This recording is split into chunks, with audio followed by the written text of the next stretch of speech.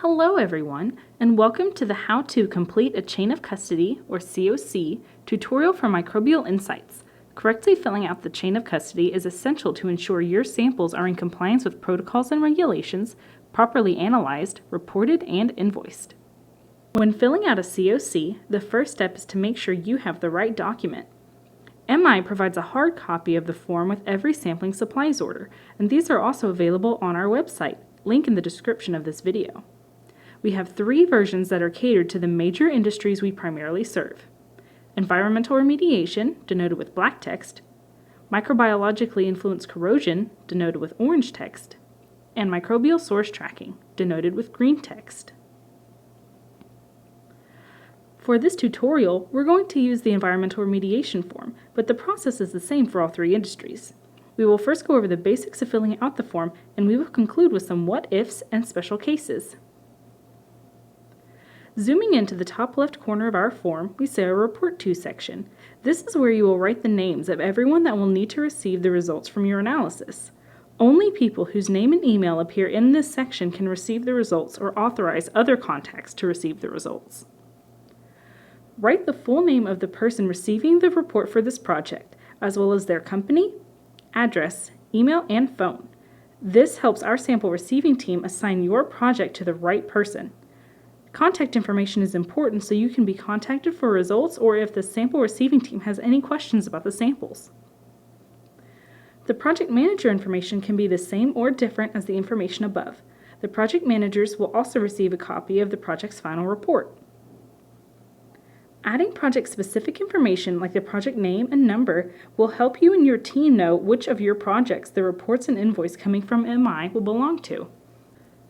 On the top right of the COC, we see the Invoice To section, which helps us know to whom the invoice for the work should be submitted. Including this information is especially important when a third party is paying for the analysis. Similar to the report contacts, you will include the name, company, remittance address, email, and phone number for the invoicing contact. For the purchase order number, this is the identifying number of the purchase, task, or work order under which the project is being billed. If your company does not use a purchase order system, it's okay to leave this blank. The last 2 pieces of information here are issued by Microbial Insights and are linked to your project in our system. The MI subcontract ID is a 4-digit identifier number. It is okay to leave this blank if it does not apply to you. The quote number will be a long number starting with Q for quote, and it is incredibly helpful if you have that number to include it here so that the project can be correctly used and cross-referenced in our system. The last thing on the top section of this form is this red text that asks if there are more samples associated with this project or not. Check more samples to follow if you are sampling over multiple days and will send more samples in for the same project. This is especially important if the samples will be packaged into separate coolers or shipped over several days. Check no additional samples if the package in which you put the COC is the only or last package. Here is our progress, so let's look at this horizontal section before we get into sample information.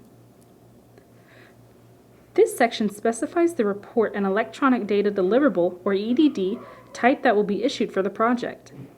Standard reports and EDDs are the most common and included with our prices. Level 3 and Level 4 reports are usually needed for projects that require third-party data validation, and specialty EDDs are usually needed for clients that upload their results into specialty databases. These result in additional charges to the project. Check the correct boxes and, if necessary, write in the type of specialty EDD needed. Here is our progress now, just 1 section left. This is the left of the form's bottom grid. This is where we will put sample information. Ignore the furthest left column, which will only be used by laboratory personnel, and go straight to the sample name. First, write in your sample name, followed by the date and time at which you collected the sample. This information helps us know if the samples are received within hold time. The matrix is the type of sample and determines how the sample is processed. It can say water, soil, biotrap, cultures, and so on. Lastly, the number of containers column helps us match containers to samples and make sure nothing was lost. Finally, you will order analyses, which are organized in a grid. You will see PLFA analysis, NGS, and then QuantArray lists 4 different varieties, and there are many columns grouped under Census-qPCR. The boxes you check will depend on your specific scope of work. Just for this example, I will show you how to fill out the COC for 3 Census-qPCR targets: Dehylicocoides bacteria, or DHC, DHC functional genes, and a chloroform reductase gene, abbreviated CFR. You will notice that there is not a column specifically for CFR, but there are designated blank spots for additional targets. The final step is to sign and date the bottom of the form. Now our COC is complete and ready for submission. We can slip the paper into a Ziploc bag and pack it into the cooler with our samples for overnight shipment to an MI lab, or you can stay tuned for a few FAQ scenarios. What if you have the wrong COC? This can be concerning if you do not see the correct analyses on your document. All you'll do is fill in the correct analyses under the Other section, or write in the correct qPCR targets under Add qPCR. What if you don't know what analyses to write on your COC? In this case, including the contact information for your PM is critical, as our team can contact them upon receipt of the samples to clear up any ambiguities. Feel free to write in Contact PM over the analysis portion to show that clarification is necessary. It would also be acceptable for the PM to complete and submit an electronic copy of the COC by email to their MI Project Success or Customer Service contact. What if you want your samples to be submitted and processed but not analyzed?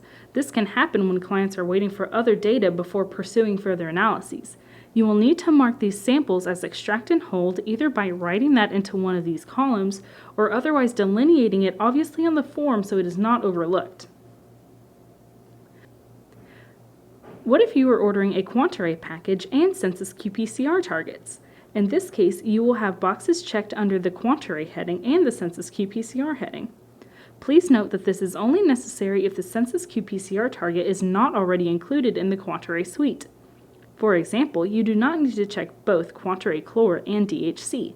You should only check boxes here for otherwise mutually exclusive analyses, such as QuantArray Chlor and methanotrophs. Those are some frequently asked questions when it comes to completing the COC. As always, our team is willing to assist with any questions via email or over the phone, and it is always a good idea to clarify any COC issues or discrepancies with your Project Success contact upon sample submission.